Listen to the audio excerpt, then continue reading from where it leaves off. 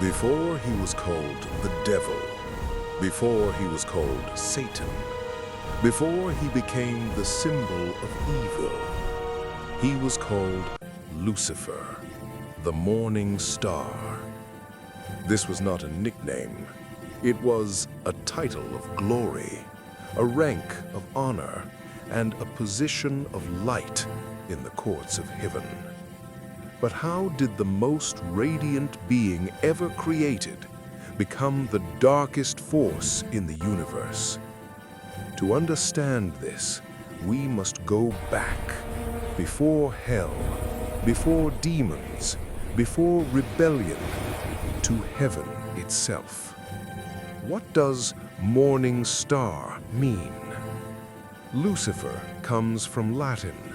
Lux means light, fere, to bear. So Lucifer literally means light bearer. In Hebrew scripture, he is called Helel ben Shachar, meaning shining one, son of the dawn. Isaiah 14:12. The morning star is not a star. It refers to Venus, the brightest object in the sky just before sunrise. Venus shines so brilliantly that it announces the coming of the sun. So Lucifer was not just bright, he was the herald of God's glory. He did not create light, he reflected God's light. Lucifer's role in heaven. Ezekiel 28 gives us a rare glimpse into Lucifer's original identity. You were the anointed cherub who covers. You were on the holy mountain of God. You walked among the stones of fire. Lucifer was not a simple angel. He was a cherub, a guardian of God's throne. In heaven, there are three main angelic orders: seraphim, worship; cherubim, guardians; archangels, messengers. Lucifer was one of the highest cherubim. His job was not to fight. His job was to reflect God's glory.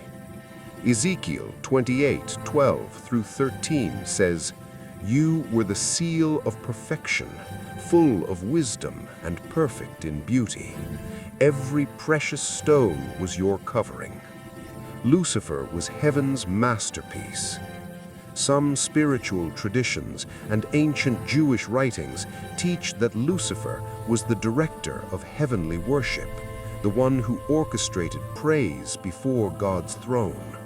That means when angels worshipped God, Lucifer was the one leading the sound, the light, and the movement. He was heaven's brightest star. Why he was called the morning star? Lucifer stood closest to God's glory. God's presence is described as uncreated light. Lucifer reflected it more than any other being.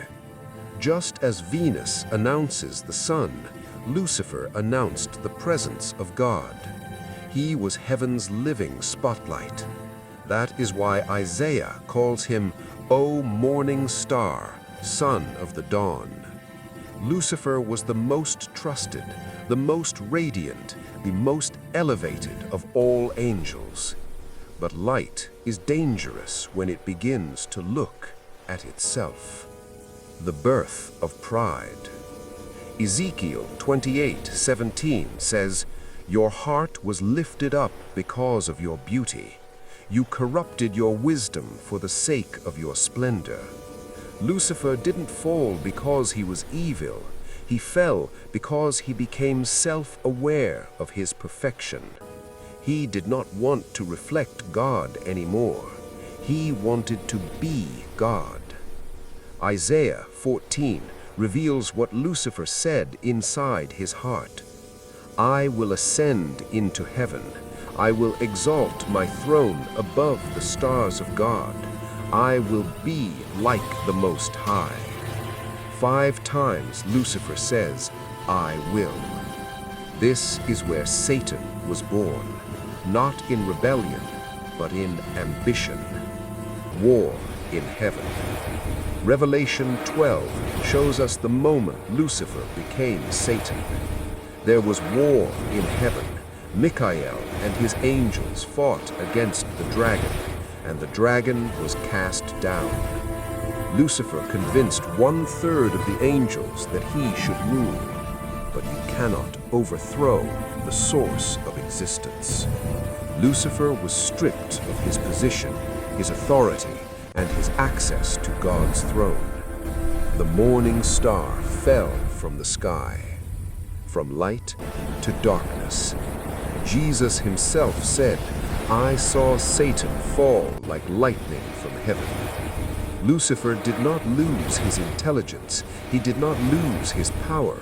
He lost his place. And now the being who once reflected God's glory seeks to destroy everything that reflects God's image, humanity. The twist: Jesus is the true morning star. The Bible ends with something shocking. Jesus says, "I am the root and the offspring of David, and the bright morning star." Lucifer was never the true morning star. He was only a reflection. Jesus is the source of the light. Lucifer fell because he wanted to take a title that never belonged to him. Final message. Lucifer was called the morning star because he was heaven's brightest mirror of God's glory. But when he tried to become the sun instead of the reflection, he became darkness. And today, the greatest danger is not being evil. It is letting pride blind you from your purpose.